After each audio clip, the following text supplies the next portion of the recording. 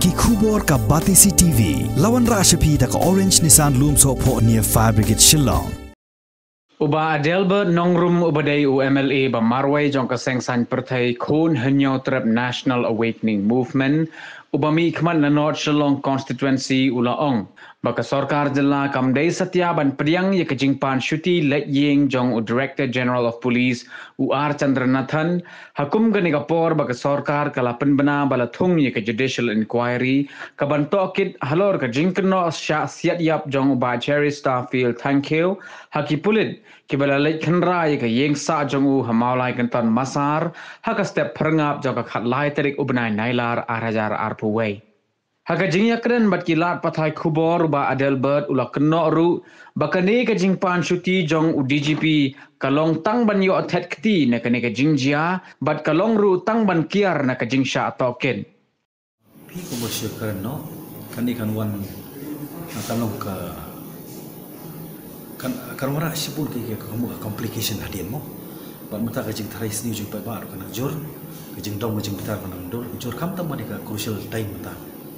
Kabang dong kam ba immediately di ban sedang itu judicial inquiry kabang kom kabar di ban suspend iki de kawan pat mata ba propose nam ta ban chimshti dengan semua government kam le ba tertin maka diga ka shibata kalau ba terkti ya kani jingja bar kabar kalau ban he's trying to get rid from the inquiry mo dan ini responsibility ka ba lapan kamti tinggal along no kom persang ban wegla dia na kani ka jingja ko pajat ko mit jong pajat ko step jong jing sino yo wa shiri sta ko pathat jubor ke jing tinga so ba government hi kam de banet tien na ka government ko long fair le kom ta tamu bar ko ngi ha bachim stilo kan gitu ki SP na po is kasi is ngamu SP traffic jong is kasil so SP jong ka is jantels tu barok la ka bai ki bachim stilo lo mo tadi ko mata ka bamla hi ban Pdiang makani ka matter of life and death ka jing yere apne ka jing ya what we are all demanding and myself so I'm urging the government I stand by that demand that they should suspend first and foremost so that thing will come out